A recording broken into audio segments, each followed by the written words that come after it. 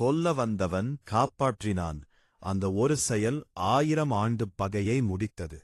நாகபுரி என்ற பாதாள உலகில் மனிதர்களுக்கு மனிதர்களுக்கும் இடையே 1000 ஆண்டு கால பகையிருந்தது. நாகபுரியின் இளவரசன் தட்சகன் ஒரு பயங்கரமான போர் வீரன். அவனது வாளுக்கு பயப்படாதவர்களே இல்லை. அவனை கொல்ல வந்த வீரர்களில் வீரபாண்டிய நாட்டின் படைதளபதி கரிகாலன் மட்டுமே தட்சகனின் குகை வரை ஊடுருவினான். இருவருக்கும் இடையே ஒரு உக்கிரமான போர் நடந்தது. வாள்கள் சுழன்றன, வாள்கள் மோதி தீப்பொறிகள் பறந்தன. கரிகாலனின் வீரத்தைக் கண்டு தட்சகன் வியந்தான். இறுதியில் கரிகாலன் தனது வலிமையால் தட்சகனை ஒரு பாறை இடுக்கில் சிக்க வைத்து அவனது ஆயுதத்தை பறித்தான். தட்சகன் நகர முடியாமல் காயமடைந்து வீழ்ந்தான். அந்த நேரத்தில் குகையின் மேற்கூரை இடிந்து விழத் தொடங்கியது. கரிகாலன் நினைத்திருந்தால் தட்சகனை அங்கேயே சாகவிட்டுவிட்டு பெரும் புகழுடன் நாடு திரும்பியிருக்கலாம்.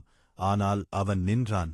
பேராண்மை என்ப தருகனொன்றுற்றக்கால் ஊராண்மை மற்றதன் எஃகு என்ற சொல்லுக்கேற்பர் கரிகாலன் தன் பகைவனுக்கு உதவி செய்ய தீர்மானித்தான். தனது தோள்களால் விழும் பாறைகளை தாங்கிப் பிடித்து காயமுற்ற தட்சகனை தூக்கிக் கொண்டு குகையை விட்டு வெளியேறினான்.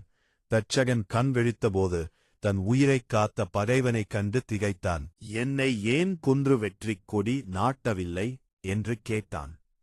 அதற்கு கரிகாலனும், வீரம் என்பது போரில் வெல்வது மட்டுமல்ல, எதிரி இக்கட்டான நிலையில் வீழ்ந்திருக்கும்போது அவனுக்கு கை கொடுப்பதே உண்மையான வீரத்தின் கூர்மையான முனை என்றான். கரிகாலனின் இந்த அறச்செயல் ஊராண்மை 1000 ஆண்டுகால பகையை முடிவுக்குக் கொண்டு வந்தது.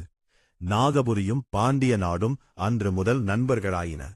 பகைவனை போரில் வெல்வது வீரம், ஆனால் அவன் துன்பப்படும்போது உதவுவதே அந்த வீரத்தின் சிகரம். நண்பர்களே, நம்ம சேனலை சப்ஸ்கிரைப் பண்ணிட்டு பெல் ஐகானை அழுத்துங்க.